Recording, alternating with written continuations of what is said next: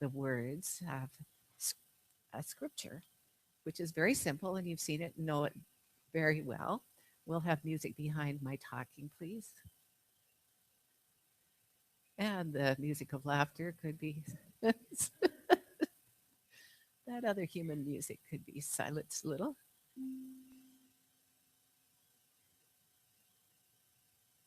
So I invite you, first of all, to get your body straight, back straight, feet flat on the floor, and to let your body relax. And take a couple of deep breaths. So,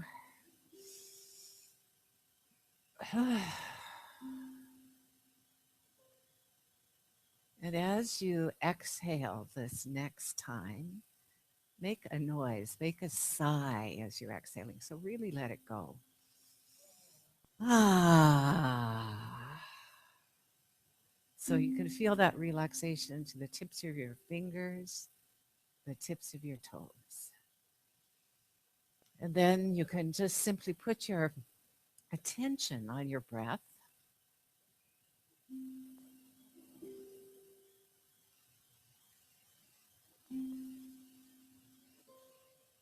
And I invite you to contemplate this scripture verse. Be still and know that I am God. Be still and know that I am God.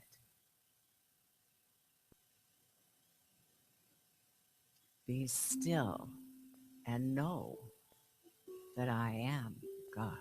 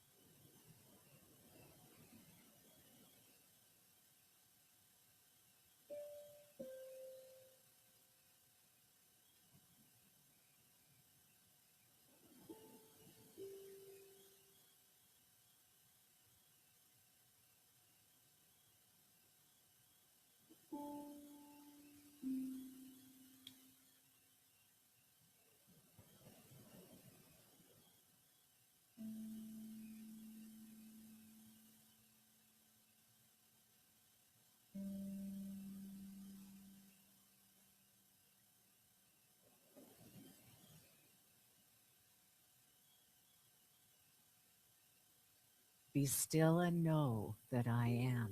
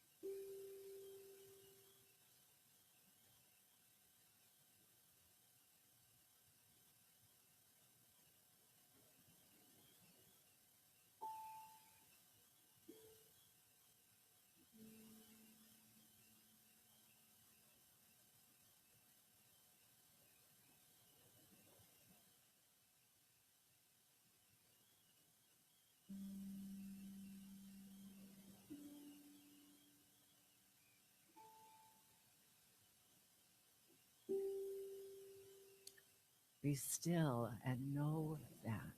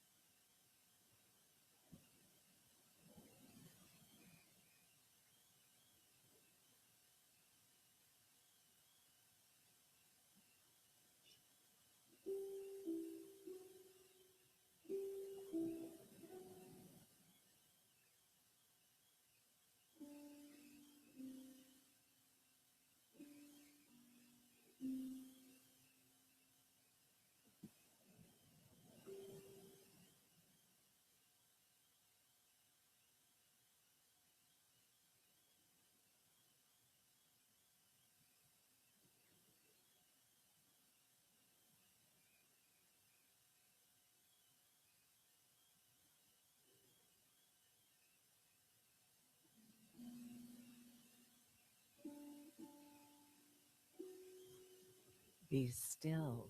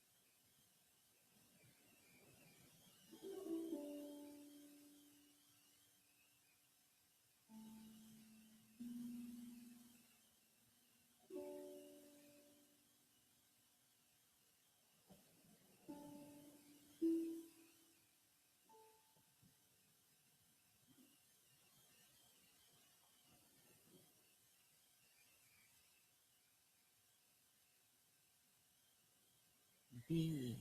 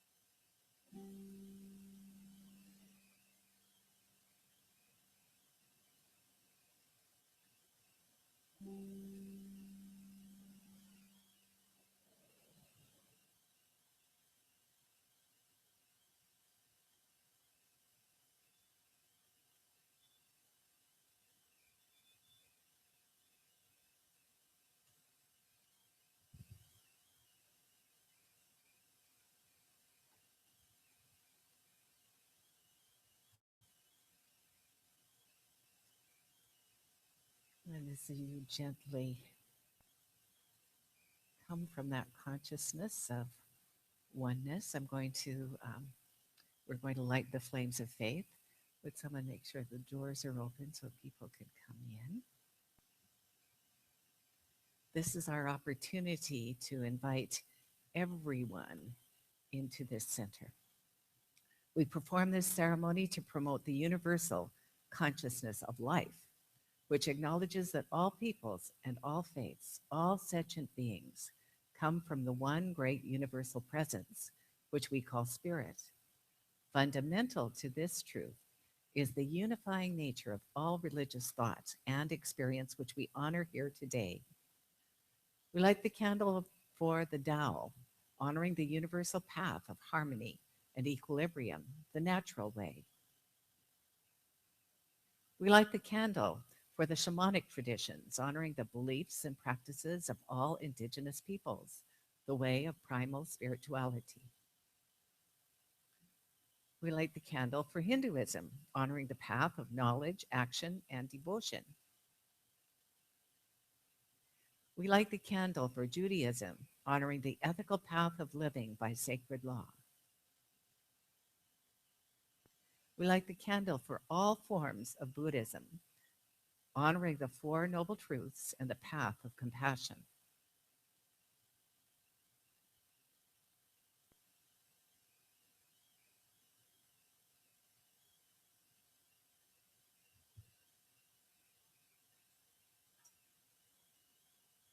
We light the candle for all forms of Christianity, honoring the Christ consciousness as the path of love. We light the candle for all forms of Islam, honoring the path of compliance with the will of God as the highest calling.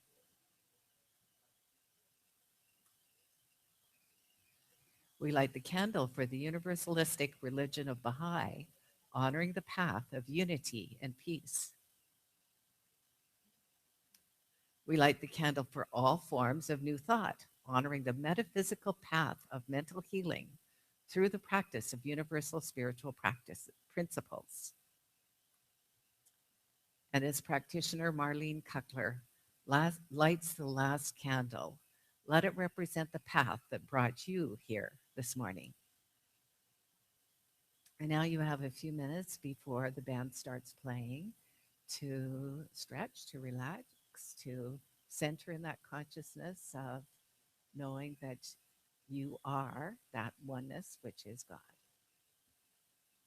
The band will start at 20 past, and then the service starts with a sing-along at 10:30.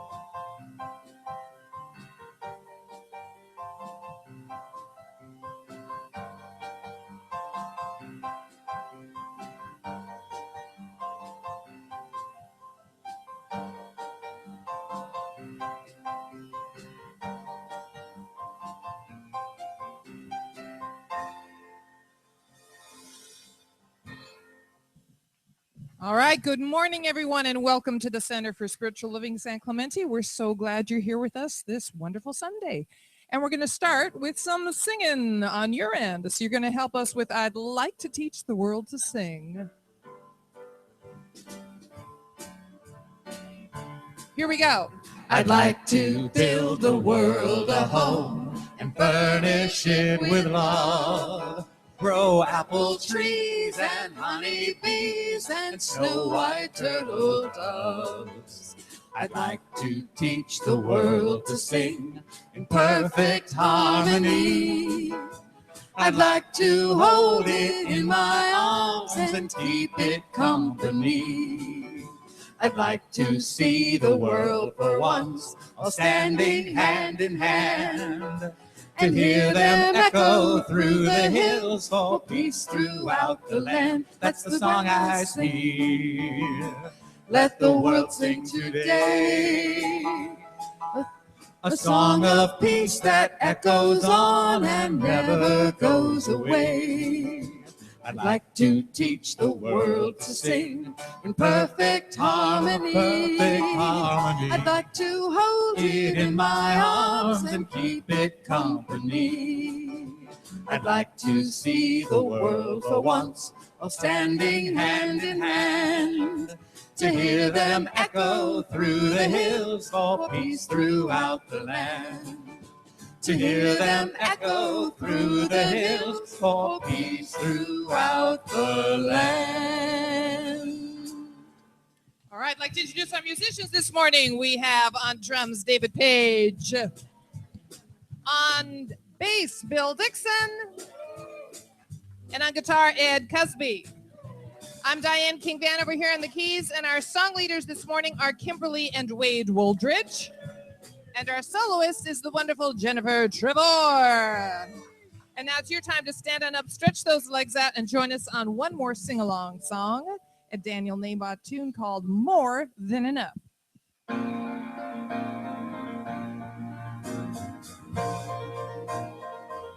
Here we are. There is more than enough in the universe that you created.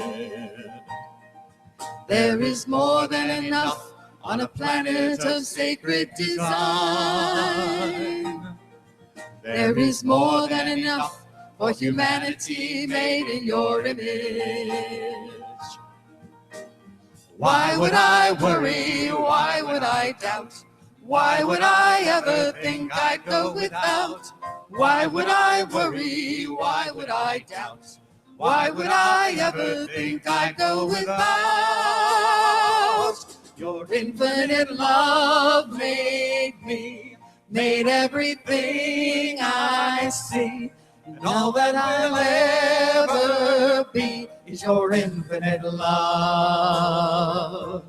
Let my soul know the truth, whatever I choose to do. Your infinite love will prove more than enough.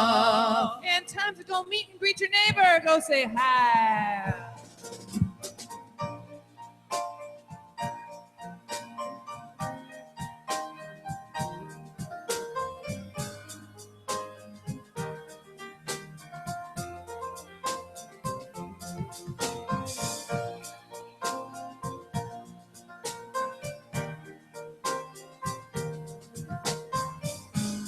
And work your way on back because we're going to sing some more.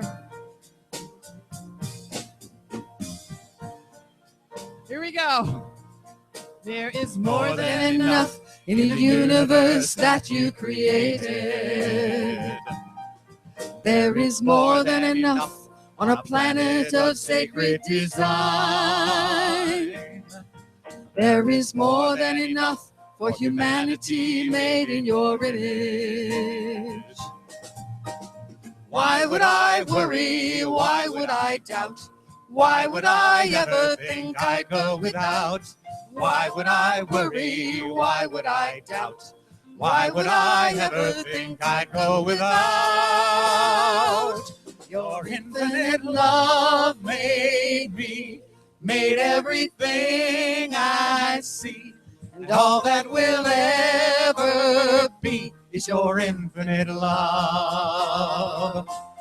Let the world know the truth, whatever we choose to do. Your infinite love will prove more than enough. One more time. Your infinite love made me, made everything I see, and all that will ever be is your infinite love. Let the world know the truth, whatever we choose to do. Your infinite love will prove more than enough, more than enough, more than enough. Woohoo. Good morning. Welcome to the Center for Spiritual Living, Capistrano Valley. I'm Heather Clark. I'm the senior minister here. Hola. ¿Cómo está? That's all I know. That's it. I'm back from Costa Rica, and I'm so happy to be home and so happy to welcome you here to the center. We really have a fantastic service this morning, and you're in for a very, very special treat. So what we do every single Sunday, we start by setting the consciousness, the intention, and we do that with prayer. So please join me. This is what I know is true. I know that there's only one life. That life is the life of God. That life is everywhere present in its entirety. It's a wholeness, a oneness, and it is that thing that is within each one that is the life force. This thing called life, or this thing called God, or this thing called creative mind. It's the one and same thing everywhere present in all beings, in all life, in this entire planet. It's the consciousness that brought us together this morning.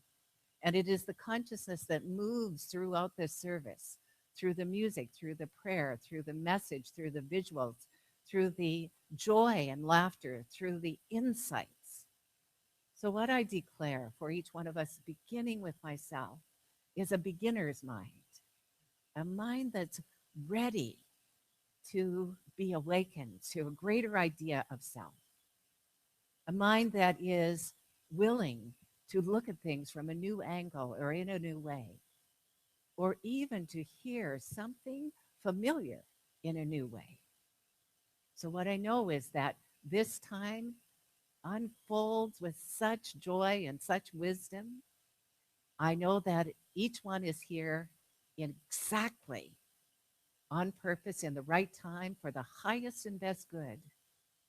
And I declare that this morning is transformational, that it is a morning of renewal and of great joy, great clarity, and great energy. I know the energy of God is in and through and as each one of us.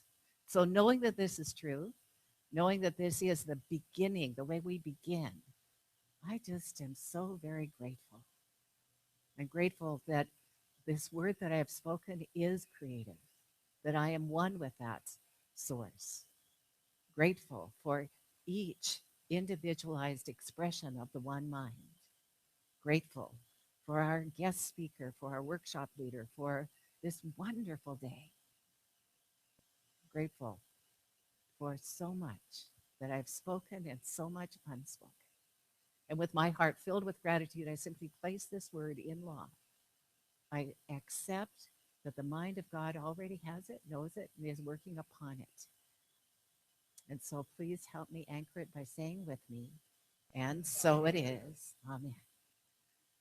Okay, and now it's my pleasure to call to the platform practitioner Hans Smith for our affirmation. Morning. Please join me in this affirmation. It's real easy, but it will appear up on the screen. So in case you forget what I said, you'll remember right away. Today, I see every person as part of the one, and so it is. Now your turn. Today, I see everyone person as part of the one. Oh, it is. You did great. Thank you. Thank you, Hans. And now please welcome Jennifer Trevor.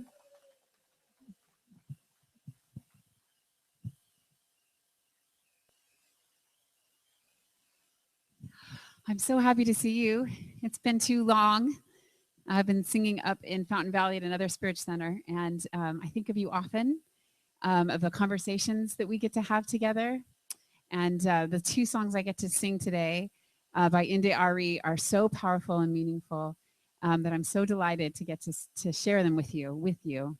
And this first one in particular, I just wanted to set it up because full confession, my children have technology.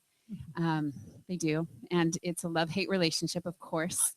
I held off for a long time getting them digital things, and we didn't have the DVD in the car and all that because I wanted them to stare out the window and be mindful. And, you know, and I'm glad in some ways. And then I lost my mind. So, but even just now in the back, we were chatting about technology, and we were chatting about sort of the love-hate relationship we have with this idea that we can communicate with people that we would never be connected with here, but then we lose something here. And so I know for me, these mornings are a lot about connecting in person and having a conversation and learning from one another.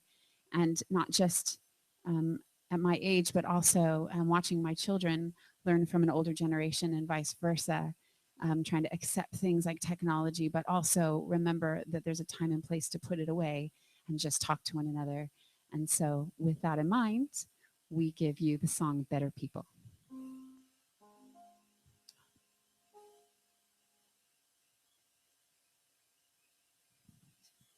Yeah.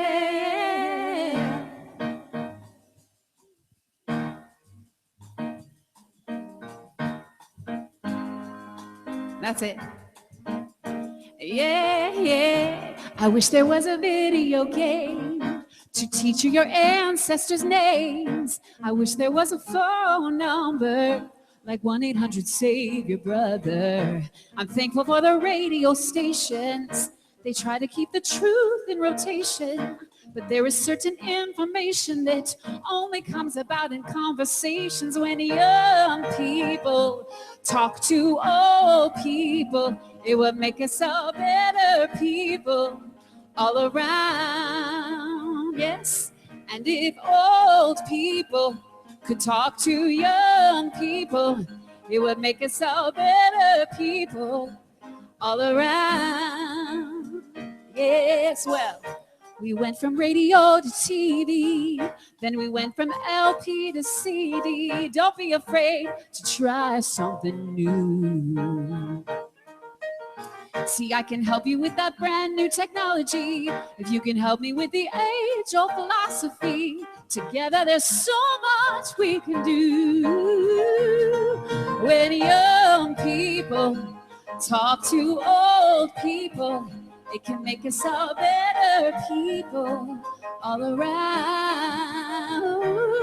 And if old people could talk to young, it could make us better people all around.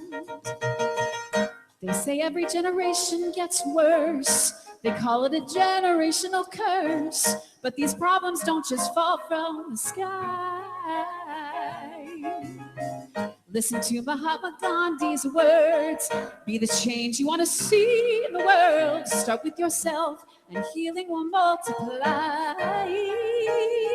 When young people just talk to old people, it can make us all better people all around. Do you agree? I think so.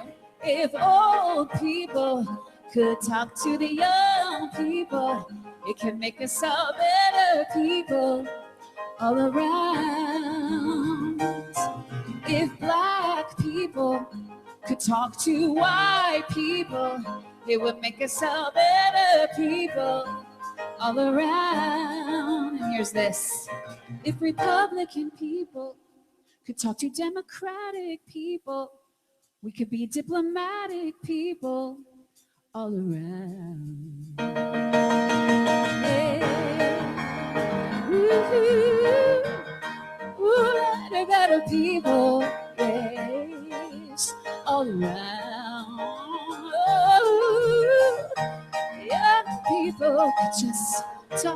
Oh, people, we could be better people all around. Jennifer Trevor. Yay. And now it is my pleasure to introduce Dr. Heather, who is going to introduce our guest speaker today. I'm I'm really thrilled to have our guest speaker here for several reasons. First of all, you're going to see he's brilliant. He's a great speaker. He's very funny. He already knows that about technology, even though he's not that young, but he's got this kid mind. When I was served on the RSI ICSL board of directors with him, his computer was always on during our meetings. And all of a sudden, during breaks, everyone would be gathered around his computer. I thought, what wonderful things is he showing them? Mostly jokes. Mostly jokes. But he was always the first to know, the first. Anytime I tweet, he's the first person to um, like my tweet, etc. He's Mr. Social Media for the Centers for Spiritual Living, and really a good man, a good friend. He's a world traveler. You'll see that he's going to. He has a trip coming up that you're all invited on, and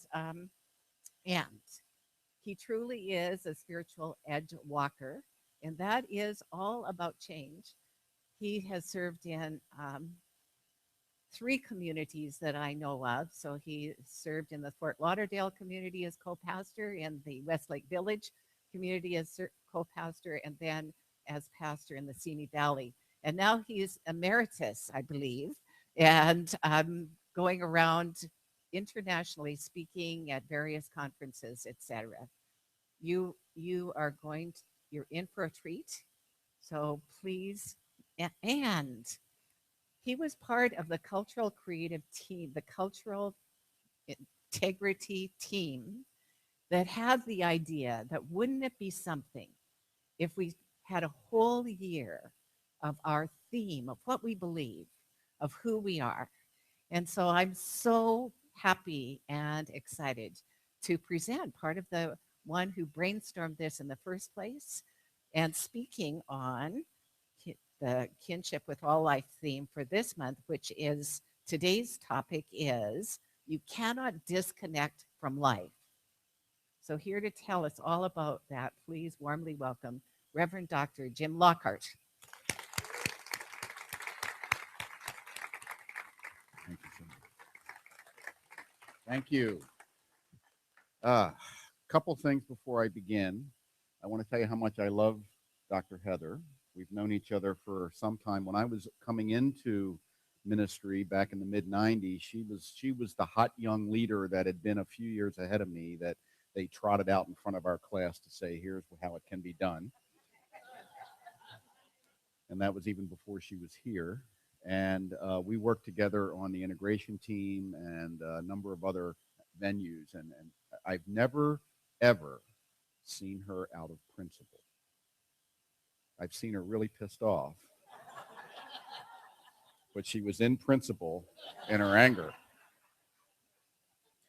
The second thing I want to share is my wife, who couldn't be with us today, Dorianne Cotter-Lockhart. She's with the Science of Mind Archives, and please take advantage of that resource. You can go to somarchives.org or just Google Science of Mind Archives, and there are, I was going to say tons, but it's digital. So there are bits and bytes and megabytes and gigabytes of material that you can download, including all the back magazines, both Creative Thought and Science of Mind, ebooks by Ernest Holmes, radio talks by Ernest Holmes, lots of other things you can access for free, for the most part, on that site. So check that out. And the final thing I should mention, she mentioned I'm a world traveler. I'm actually homeless. My wife and I sold our home over a year ago. So we're religious scientists, so we came up with a better term. We're intentionally nomadic. And we literally have been traveling for the last 14 months. been in 13 countries. We're back actually in Southern California where we have in Thousand Oaks, we have a storage locker to swap our winter clothes for summer clothes, and then we're back on the road again. So we're traveling full time. You can follow us on Facebook and so forth. But it's been a real. The reason I mention that is because people seem to find it interesting, partly, and also because I see it for the two of us as an expression of how we use the teaching in our lives to truly design the life that we really desire. And it's been a lot of fun. And we are going to invite you along for part of this year's trip. I'll talk about that in a little bit. Are my slides up? Can they be? Ah, okay. So our story begins about 13.8 billion years ago. And at some moment, actually, right before the story begins, there was no such thing as a moment. It said, and there is a scientific truth to this story, and there is a spiritual truth to this story. So the scientific truth, as best we understand it, and we don't fully understand it, says that everything that exists that we call our universe, which is pretty big and pretty massive, existed in a what they call a singularity, which means there was no space between anything. And when you don't have space, you don't have time. Space and time either coexist or they don't exist. So there was no space and no time. There was this singularity that contained all energy. And at some point, it burst into being, into space-time. And the only thing that existed initially in that first 1/100,000th of a second was hydrogen, the most simple element. And because of the way it burst into being, there was heat generated. As space-time began, heat was generated, and the hydrogen began to be changed, transformed into helium. And the heat continued to expand, and space began to expand, and the energy began to fill the space, and heat continued to expand and increase, and things began to clump together into what eventually became stars and galaxies and planets. And within those stars and galaxies and planets that had usually a lot of heat inside, more and more of these more complex elements were formed. One of the most important being number 8, which is carbon. And carbon was formed in the inside of stars and planets that subsequently blew up, scattering these elements throughout space. And where there were other planets and other bodies that would be spinning and creating gravity, some of these elements were drawn into those places, and this Earth being one of them. So about 3.5 billion years ago or so, there was a dynamic process happening on Earth that resulted in life. And that life began as pre-single-celled animals. It was more biodes and little microbes and things like that, which is still by far the most populous life form on Earth. It's said that if you took all the microbes that reside beneath the surface of the Earth and brought them to the surface, it would be cover the Earth's surface, the entire planet, to a height of 6 feet. And you've got a lot of those in you. So you and I are not individual beings. We're actually communities. You know that, okay? You may not want to think about it very often, but so anyway, then there were single-cell animals, and then some single-cell animal figured out how to divide and become a double-cell animal, and that seemed to work pretty well, so others did it too, and so on, and so on, and so on. So the scientific truth is that space-time came into existence, and a process called evolution began to happen, and evolution is a process that takes us from simplicity toward complexity. The spiritual truth of this whole story is that all of this, from before space-time's emergence up to this moment in space-time, is all spirit. And spirit is not only all of that, it is more than that. It is infinite. So when we say you can't escape your connection with all of life, it's because we all started from the same thing, and we've never really been separated from it. We've been part of its evolution. So there is only one thing happening. And you can look at that on the macro scale or on the micro scale. It's all the same thing. So we are one with one another. We are one with all humanity, with all living creatures and beings and microbes, with all inorganic material. It's all made of the same stuff. And there are still more complex elements being created out of continuous processes of evolution. And we're getting more complex. Have you noticed? Our lives get more complex. Your song was about complexity.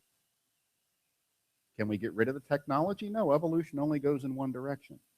You either get on board or you get left behind. That's part of the deal.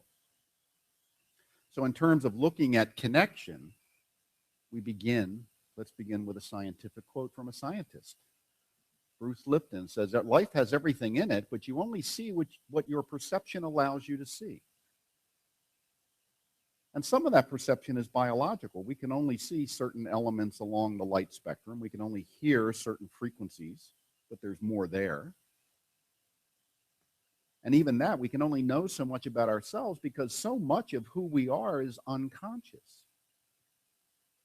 Another scientist, one of the early psychologists, Hans Selye, back in the late 1800s, said the reason they call the unconscious is because it's unconscious.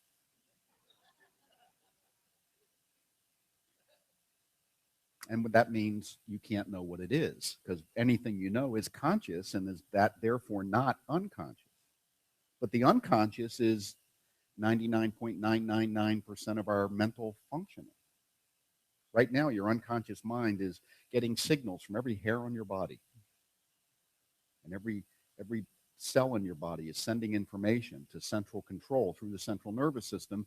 And your unconscious is processing all that, deciding what's meaningful and what isn't, and what needs to be acted on and what isn't, when to release certain chemicals and do other things. And you don't know that any of that's going on while you're pretending to pay attention to me.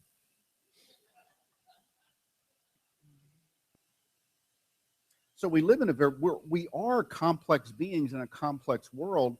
Our capacities to understand that complexity are somewhat limited. Imagine if you had to be aware of the signal from every hair on your body and decide what it meant and whether to do anything about it. You know, that would keep you fairly busy. The kids could be sitting in the black playing with their technology and you'd never know it. You'd probably drive off the road anyway, so it wouldn't matter.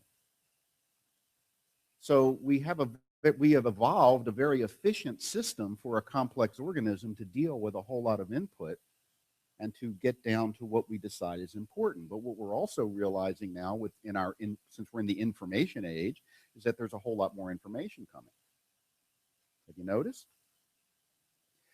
They say, now this is 20-year-old information. 20 years ago was what, the late 90s?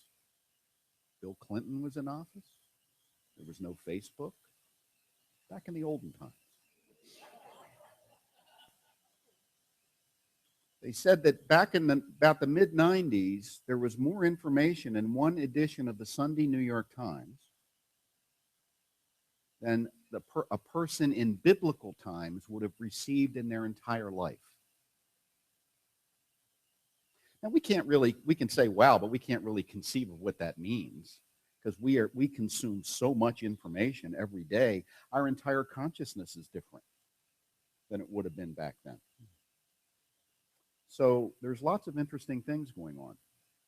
William James, one of the first psychologists, the father of American Western psychology anyway, said we are like islands in the sea, separate on the surface, but connected in the deep.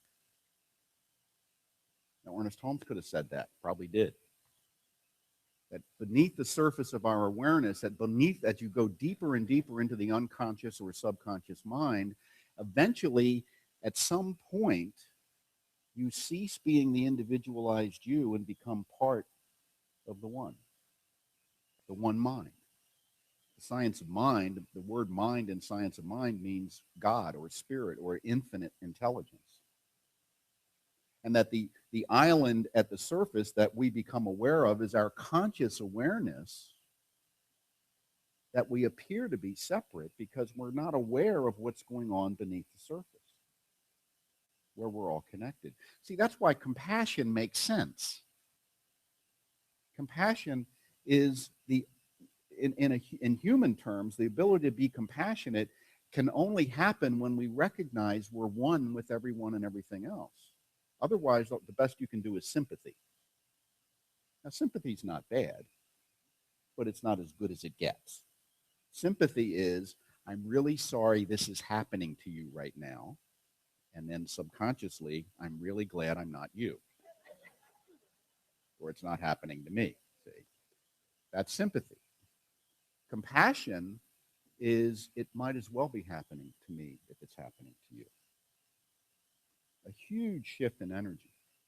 It's like the difference between sympathy and empathy. Empathy is a prerequisite for compassion. So compassion is something that is an externalized spiritual level of realization of oneness. It externalizes as compassion. It internalizes as compassion for self. Not to beat ourselves up internally. Anyone ever had a difficult conversation with themselves? Yeah. Maybe in the car on the way here, or trying to get to sleep last night. And maybe you were a little harsh with yourself, demeaning. You know, why do we do that? Well, we learned how to do it. Somebody taught us. You know, maybe it was parents or teachers or people that didn't get the idea of compassion. You know, you can train people and educate people in different ways. You can educate through fear, or you can educate through enticement.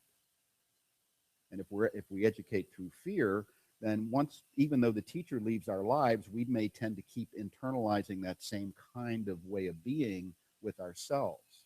You know, if other people in your life talk to you the way you talk to yourself sometimes, would you keep them in your life? You know, that's a good question. So all of this ties into oneness. It all ties into my capacity to express higher spiritual levels of realization. I can't be compassionate toward you if I'm not compassionate toward myself. If I see myself as different or less than or unworthy, it's very hard for me to be compassionate toward you. I might be worshipful toward you. I might put you on a pedestal and put you above me. You see, I might do that. But that's not the same thing as having compassion. It's still a separation. So compassion is oneness, true oneness. It's not selfless in the sense that you're completely unaware of your own role in it. It's actually much more rich than being selfless. It's self-full. And you're then including the other in that circle of self. So that has to do with being connected to all life. Ernest quotes are always longer.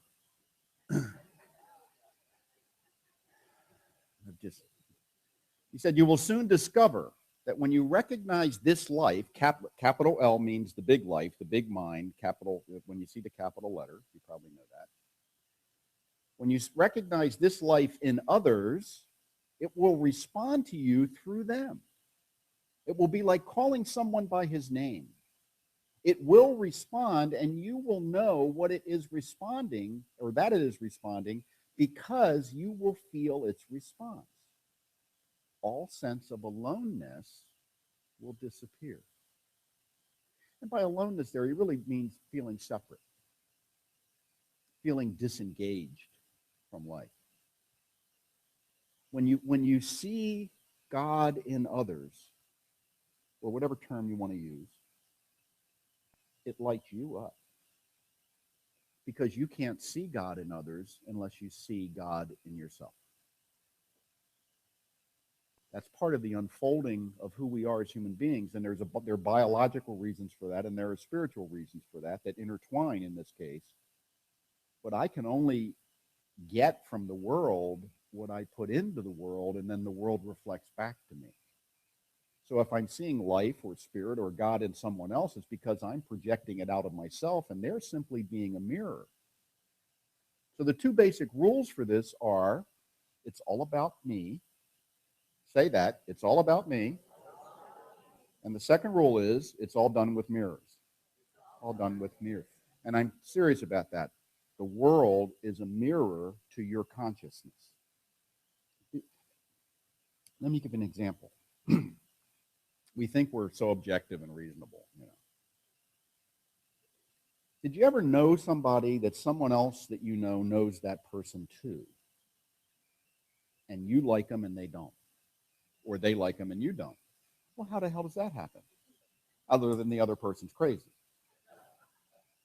Could it be that you're both projecting different elements of yourself onto that third person and they are simply reliably mirroring each of yourselves back to you and you're having a different experience because of what you project?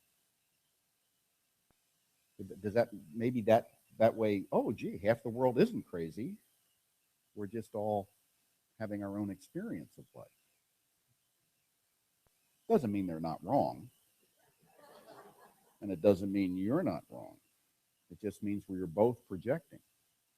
See? That's how it all works. Rumi says, I am the life of life. I am that cat, this stone, no one. I see and know all times and all worlds as one, always one, oneness always. Now, Rumi's was an ecstatic Sufi poet. And by ecstatic, we mean crazy. Rumi locked himself in a cave. I don't think it had a door, but he isolated himself in a cave for a long time and wrote something like 5,000 pieces of verse and prose about being drunk on the wine of the beloved, who is God. Now, Rumi's the most popular poet in America today, and just you can always count on America to completely misunderstand something. Rumi's poems were not about romance between people. They were about being drunk on the love of God and God being drunk on its love of us. That's really what it's about. Falling completely out of yourself. See, the Sufi wants one, you know what Sufis are. That's like it's part of Islam, metaphysical part of Islam. But Sufis want one thing. Sufis want to merge. They just want to merge. They want to merge with the divine. There's an old Sufi story about a moth, that every night the moth would leave its nest and there was a lantern hanging in the town, and the moth would go up and fly against the glass of that lantern, trying to get into that flame. And it would come back at the end of the night all beat up, wings all beaten up, and go back, and the other moth would say, what are you doing? He says, if I can only get into that flame, it would be ecstasy. The flame is God. And they're like, yeah, sure, go ahead, do what you're doing. And every night he would do the same thing. And one night, something happened, and when the moth hit that glass, it went right through and dissolved. And that's a happy ending to a Sufi story. The moth became one with spirit, you see. In order to become one with our true nature, we must destroy the appearance. That's a tall order. Most people don't come to church to learn how to do that. We just want to have a better day. But that's kind of, if you want to step it up a little bit, that's one way to do it. This is one of my favorite sayings. I've had it on my email for some time. Edit your life frequently and ruthlessly. It's your masterpiece, after all.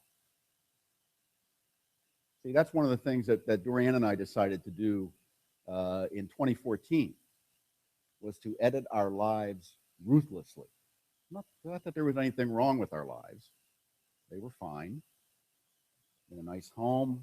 I was spiritual director of a very nice center that was operating very well. Things were good. We had a wonderful social life. Our kids were happy and productive and prosperous in their own lives. And we said, okay, time to move on. Time to move on. Because we know, here's something I know, and I know my wife knows, you don't grow from comfort. Have you noticed that? I mean, comfort's nice, And we need comfort in our lives to some extent, but if that's all we have, we tend to stay the same. We tend to stagnate. So we decided, let's throw our systems out of order in the most positive way we can think of. Let's travel. Let's sell everything. We sold the house, we sold the cars, we sold about 90% of our furniture and other belongings. Put them in a store. We have a storage locker and a wine storage locker. And we took off. And in the last year, we've been in 14 countries and about 9 or 10 states. And we're both writing books. We're both blogging. We do tours. We both have a coaching practice that we do and so forth. So it's not like we're just traveling, but we're finding that if we can do something, it has to be able to be done virtually. And we try to our goal is to spend at least a month in every place we go. We haven't done that yet, but it's been kind of interesting meeting all these different people and a lot of time in Europe. We've been to Iceland. We've been in the UK. We're going to the Ukraine this year to be part of the conference there. We're going to be in Krakow, Poland at a conference that Dorian's presenting at. And we're going to be in Provence and the southern coast of Spain as well, because you have to have some comfort. But the idea was, how can we edit our lives in such a way that we come alive? But we both realize we have this wanderlust. We have a desire to travel. And people say, well, don't you miss having a home base? No, I don't. I really don't. I thought I would, actually. You know, not having a home to come home to. You're always traveling. We have one suitcase each and a backpack. And Dorian has her violin. She plays violin. And that's it. First time people say, do you have an RV? No, we don't have an RV. We're not RV people. Nothing wrong with RV people, but we're not RV people. We take planes and rent cars, mostly, or we try to go to places where there's good public transportation, which is mostly on the other side of the Atlantic, I have to say.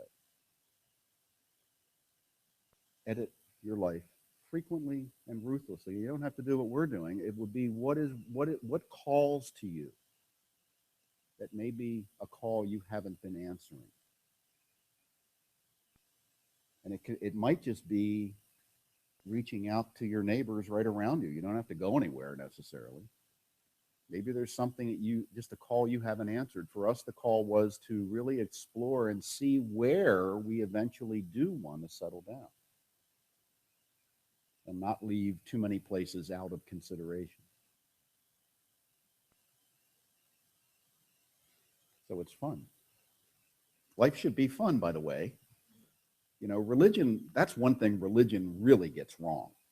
Not our religion, but mainstream brand X religion. Man, I don't know what Bible they were reading, but there's a lot of fun in the Bible. I mean, Jesus turns water into wine. He doesn't turn wine into water. You know, just that right there is enough for me.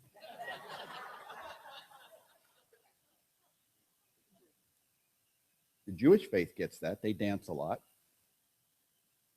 you know, but much of it has been, if things are going too well, you should be suspicious. You know, some of us have an upper limits problem. If we have 3 weeks of depression, we can deal with that. 3 days of complete joy. Oh my God, something's about to go wrong. We have a low tolerance for joy in many cases because we've been conditioned to be suspicious of it. So edit your life frequently and ruthlessly. What doesn't fit shouldn't stay in the manuscript. And now I'm going to close with a shameless commercial announcement. I mentioned that you would have an opportunity to go with us for part of our journey this year. And Dorian and I will be hosting a Mediterranean cruise in October with an accredited Science of Mind class on board, a metaphysical interpretation of the Bible. And we'll go in and out of Rome.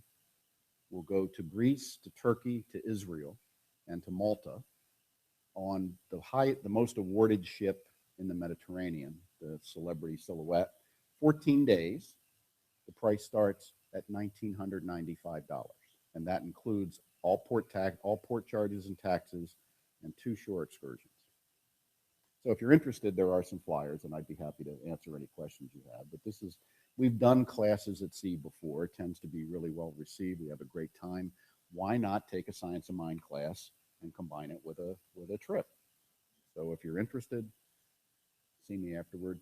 The workshop I will just share is, are you a spiritual edge walker? And that's a model that I've discovered I really love. It's about identifying your orientation to change and how that may differ from the orientation to change of other people in your life. You'll find out why they're so irritating and why you're so irritating to them, and how to heal it. So if you're in, and we will do a little assessment to give you a sense of where you are on the scale and so forth. So if you're interested in that, it'd be great for you to stick around. And I want to thank you for being with us today. Thank you so much.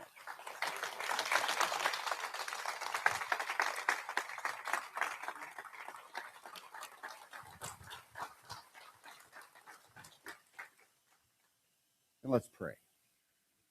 Take a nice deep breath and let it out with a sigh. I settle into the comfort of my beingness, the comfort of my body, the comfort of who and what I am. And this I know. I believe in God, in spirit, in life, and in nothing else. Everything that unfolds and expresses and evolves in me, around me, and through me is spirit as me, bringing more of myself into this thing we called life. I rejoice in the opportunity to learn and to grow. I rejoice in the setbacks, the difficulties. I rejoice in the overcoming of them and the moving beyond them and the transcending them into a new realm of knowing and being and doing and having. Whatever I've identified in my life as my problem, let me re-identify that.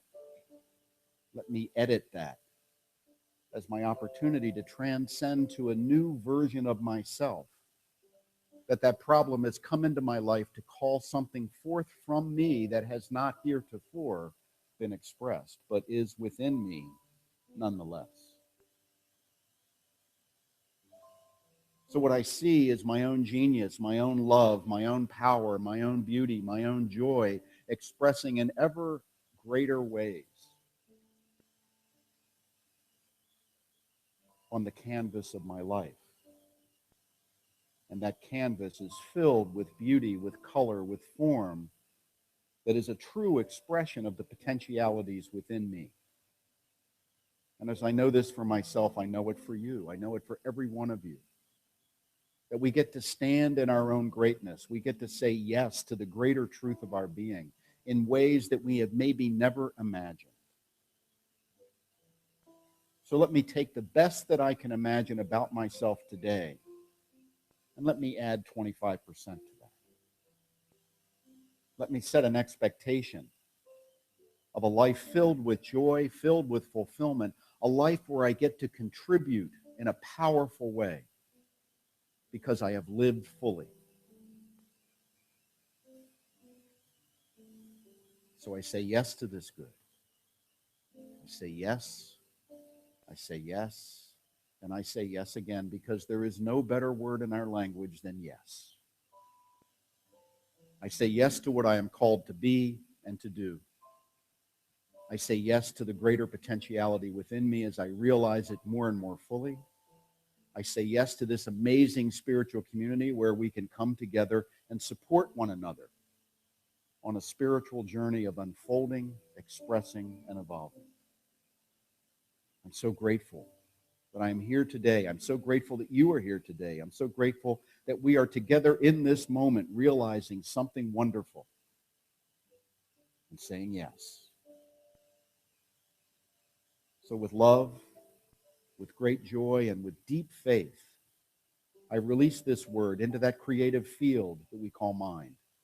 knowing it is done unto us as we believe, as together we say, and so it is. Thank you. Thank you so much, Dr. Jim. Please welcome back Jennifer Trevor.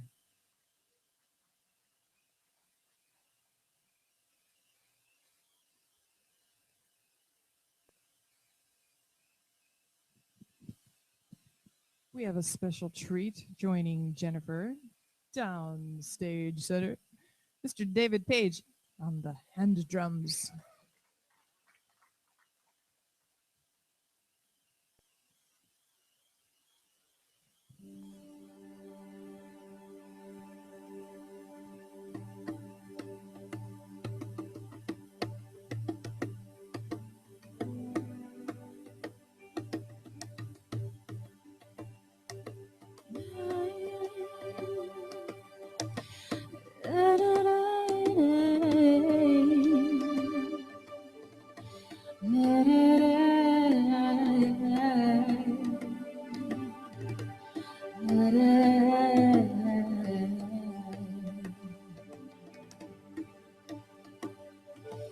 Billions live their lives that Muhammad, Krishna, or Buddha are the way.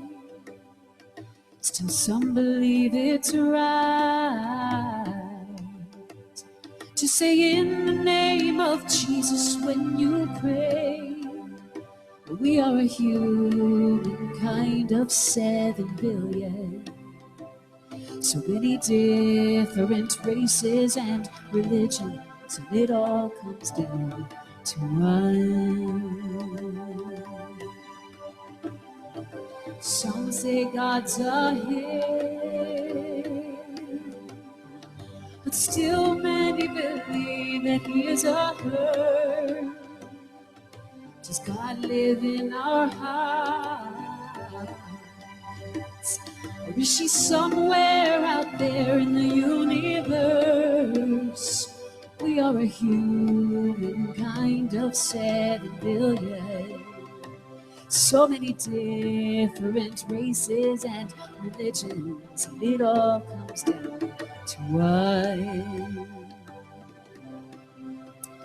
How far will we go until we learn the lesson? Gandhi was a Hindu, Martin Luther King a Christian. Regardless of religion, they knew love was the mission. And it all comes down to one.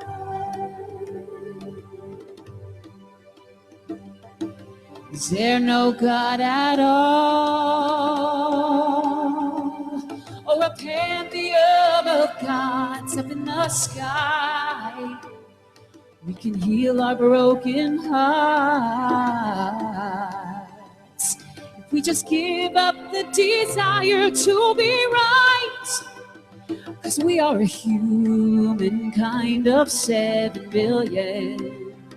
So many different races and religions, and we all want the same things: health, love, prosperity, and peace. Tolerance is the seed, and the gift of pure acceptance is the tree. We are a human kind of 7 billion. So many different races and religions, and it all comes down to one. Whether you are brown, red, yellow, black, or white, a man with a husband or a woman with a wife, we can debate until the end of time who is wrong or right, or we can see ourselves as one. 'Cause it all comes down to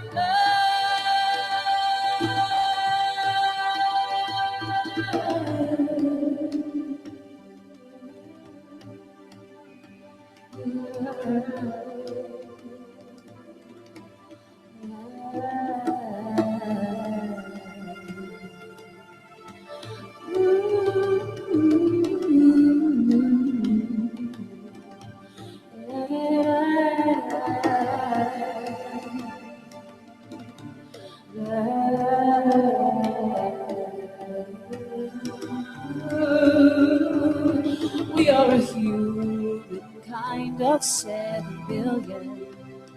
So many different races and religions, but it all comes down to one.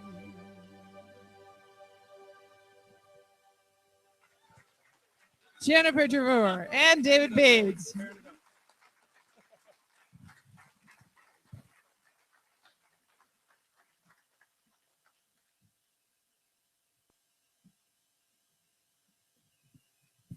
Thank you, Jennifer. That was beautiful. Perfect. It's time for us to share our gifts, our tithes, our offerings. If the stewards would please come forward.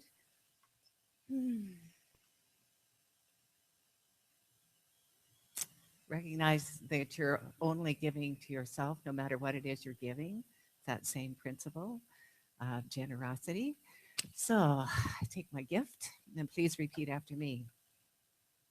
Divine love within me blesses and consecrates all that I am, all that I have, all that I give. I give with love, and I love to give. And so it is.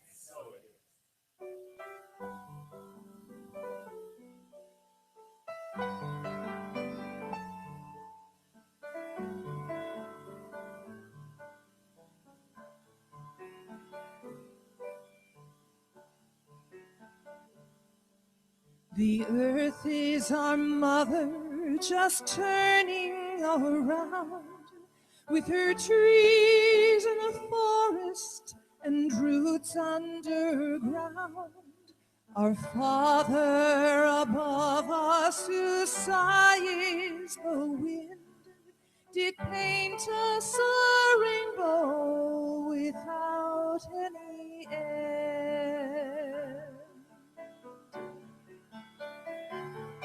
As the river runs freely, the mountain does rise. Let me touch with my fingers and see with my eyes. In the hearts of the children, a pure love still grows. Like the bright star in heaven that lights our way home. Like the flower that shattered the stone.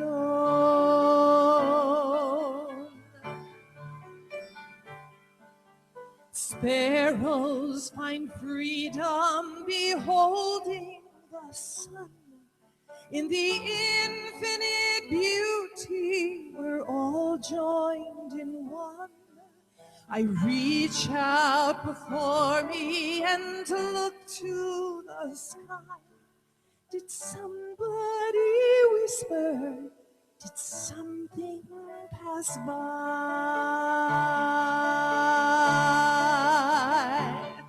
As the river runs freely, the mountain does rise. Let me touch with my fingers and see with my eyes. In the hearts of the children, a pure love still grows. Like a bright star in heaven that lights our way home. Like the flower that shattered the stone.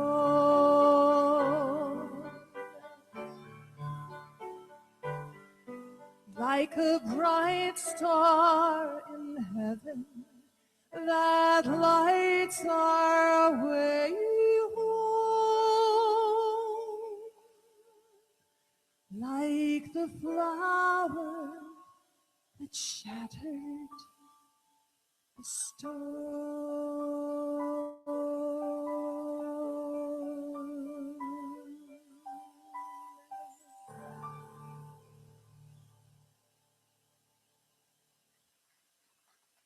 Thank you. Now let's welcome those kidlets in.